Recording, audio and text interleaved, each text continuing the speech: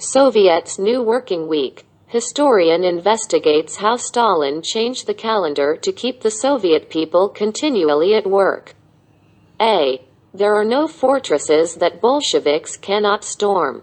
With these words, Stalin expressed the dynamic self-confidence of the Soviet Union's 5-year plan. Weak and backward Russia was to turn overnight into a powerful modern industrial country. Between 1928 and 1932, production of coal, iron and steel increased at a fantastic rate, and new industrial cities sprang up, along with the world's biggest dam.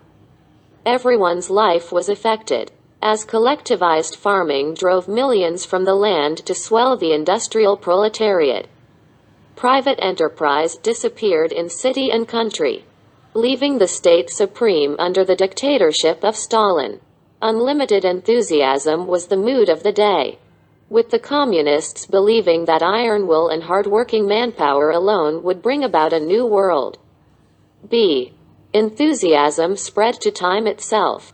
In the desire to make the state a huge efficient machine, where not a moment would be wasted, especially in the workplace. Lenin had already been intrigued by the ideas of the American Frederick Winslow Taylor, 1856 to 1915, whose time-motion studies had discovered ways of streamlining effort so that every worker could produce the maximum. The Bolsheviks were also great admirers of Henry Ford's assembly line mass production and of his forts and tractors that were imported by the thousands.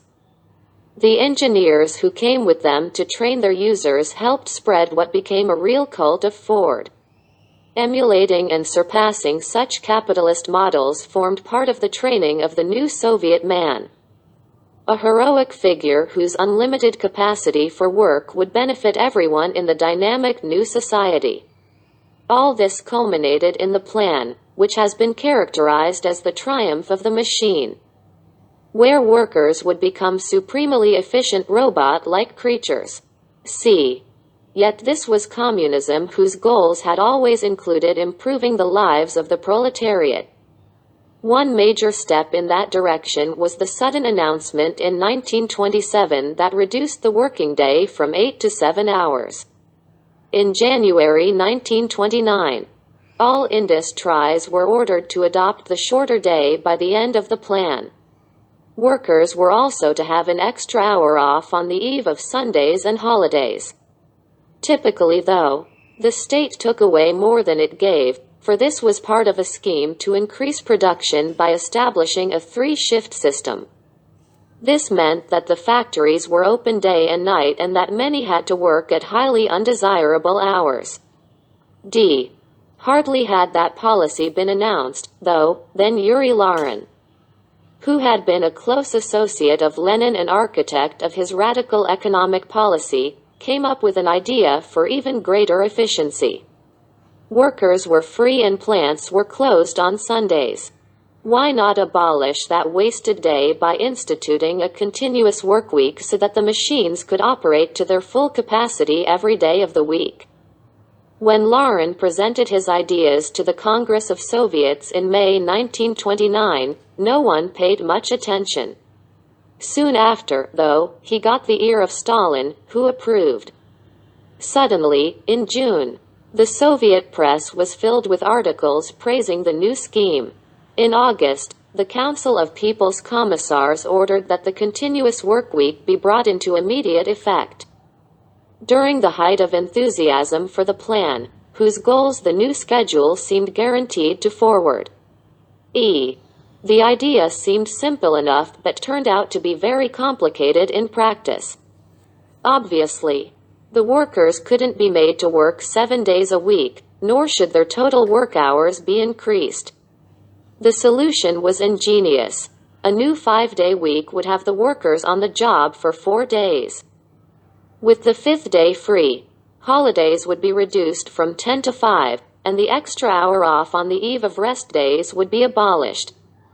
Staggering the rest days between groups of workers meant that each worker would spend the same number of hours on the job, but the factories would be working a full 360 days a year instead of 300. The 360 divided neatly into 72 5-day weeks. Workers in each establishment, at first factories, then stores and offices, were divided into 5 groups. Each assigned a color which appeared on the new uninterrupted workweek calendars distributed all over the country. Color coding was a valuable mnemonic device since workers might have trouble remembering what their day off was going to be, for it would change every week. A glance at the color on the calendar would reveal the free day and allow workers to plan their activities. This system, however, did not apply to construction or seasonal occupations, which followed a 6-day week, or to factories or mines which had to close regularly for maintenance. They also had a 6-day week. Whether interrupted, with the same day off for everyone, or continuous. In all cases, though, Sunday was treated like any other day. F.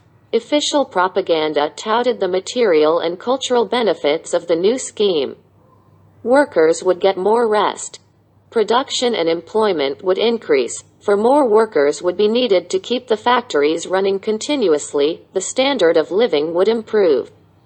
Leisure time would be more rationally employed, for cultural activities, theater, clubs, sports, would no longer have to be crammed into a weekend, but could flourish every day. With their facilities far less crowded, shopping would be easier for the same reasons. Ignorance and superstition, as represented by organized religion, would suffer a mortal blow. Since 80% of the workers would be on the job on any given Sunday. The only objection concerned the family, where normally more than one member was working. Well, the Soviets insisted. The narrow family was far less important than the vast common good, and besides, arrangements could be made for husband and wife to share a common schedule. In fact, the regime had long wanted to weaken or sideline the 2 greatest potential threats to its total dominance, organized religion and the nuclear family. Religion succumbed, but the family, as even Stalin finally had to admit, proved much more resistant. G. The continuous work week, hailed as a utopia where time itself was conquered and the sluggish Sunday abolished forever, spread like an epidemic. According to official figures, 63% of industrial workers were so employed by April 1930. In June, all industry was ordered to convert during the next year. The fad reached its peak in October when it affected 73% of workers. In fact, many managers simply claimed that their factories had gone over to the new week, without actually applying it. Conforming to the demands of the plan was important. Practical matters could wait. By then, though, problems were becoming obvious. Most serious, though never officially admitted. The workers hated it. Coordination of family schedules was virtually impossible and usually ignored, so husbands and wives only saw each other before or after work. Rest days were empty without any loved ones to share them. Even friends were likely to be on a different schedule. Confusion reigned. The new plan was introduced haphazardly, with some factories operating 5, 6 and 7-day weeks at the same time, and the workers often not getting their rest days at all. H. The Soviet government might have ignored all that. It didn't depend on public approval, but the new week was far from having the vaunted effect on production. With the complicated rotation system, the work teams necessarily found themselves doing different kinds of work in successive weeks.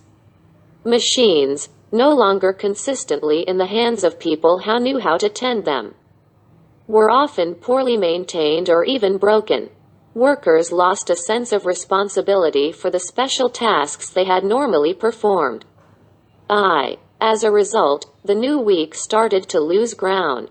Stalin's speech of June 1931, which criticized that depersonalized labor its too hasty application had brought, marked the beginning of the end. In November, the government ordered the widespread adoption of the 6-day week, which had its own calendar, with regular breaks on the 6th, 12th, 18th, 24th, and 30th, with Sunday usually as a working day. By July 1935, only 26% of workers still followed the continuous schedule, and the 6-day week was soon on its way out. Finally, in 1940, as part of the general reversion to more traditional methods, both the continuous 5-day week and the novel 6-day week were abandoned, and Sunday returned as the universal day of rest. A bold but typically ill-conceived experiment was at an end.